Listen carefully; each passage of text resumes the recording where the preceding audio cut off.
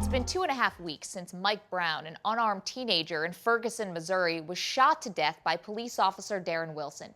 Since then, the city has been marred by nightly protests, which in some cases have turned violent. A curfew has been put in place, and the National Guard was called in to try and keep peace in the streets. Amidst all this, the high school football season is set to begin on Friday, although, like many things in Ferguson, it now hangs in the balance. Let's welcome in Robert Klemko from the MMQB.com via Skype from Ferguson. And Robert, you spent some time with one high school football team in Ferguson, the McCluer High School Comets. How have they been reacting to what's going on around them? It's been a very confusing and in some cases enlightening experience for them. They have a head coach that is uniquely suited to kind of shepherd them through this situation. Many of them have an inclination to go and join the protests, which are just a few hundred yards from their homes, but they're so focused on trying to get that first win on Friday, whether or not it happens, the game that is, that they don't go out into the streets. You said their coach, McDonald, is uniquely qualified to handle this. How so?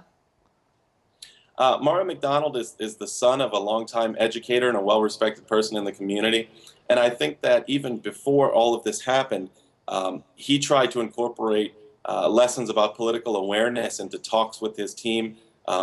He's very aware that as kids coming from an all-black school in a neighborhood where there is a good amount of poverty, that they are stereotyped. And he wants them to act in a way that does not represent or fulfill those stereotypes. Is that the teaching moment that he's trying to impart on these young kids, or is there more than that? I think there's more than that. I mean, he's worried about them. This is an extremely volatile situation. It's the kind of thing where a thrown water bottle can result in 47 arrests in a matter of hours. So at the same time that he's trying to teach them about political activism, about civil rights history, he's trying to stress to them that they need to stay in their homes and let the adults handle the situation. We could tell from your article that the high school players feel like their city is being misrepresented. You've been in Ferguson now for several days. What's your characterization of what's going on? One of the main beefs that the players had with some of the media portrayals coming out of Ferguson is that they feel like their neighborhood is being shown as if it's a ghetto or talked about as if it's impoverished. It's not. It's certainly by no means a wealthy suburb of St. Louis, and there is a 22% poverty rate. But many of these kids, come from good backgrounds, good homes, and are proud of where they live.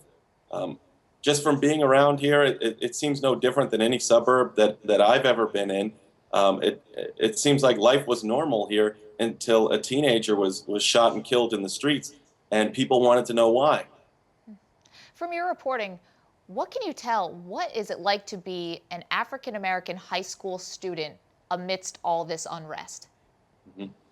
Well, I think it's difficult for them in terms of their relationship with police because many of their first interactions with them are very negative.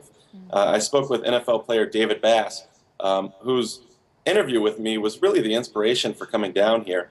And he talked about how he was harassed and pulled over and held at gunpoint several times because he matched, or the vehicle that he was driving matched the description of a previous robbery.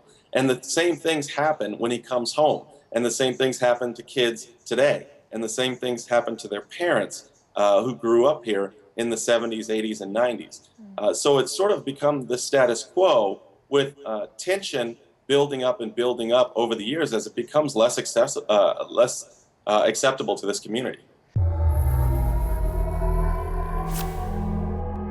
Hey there, I hope you enjoyed this clip from our daily live show, SI Now. You can find a link to the complete episode in the description box below. And while you're there, make sure you subscribe to Sports Illustrated's YouTube channel. It's not just SI Now, it's Girls in Bikinis, because we got your back. Remember, you can watch SI Now Monday through Friday live at 1 p.m. Eastern, only on SI.com. We hope to see you there with the Girls in Bikinis.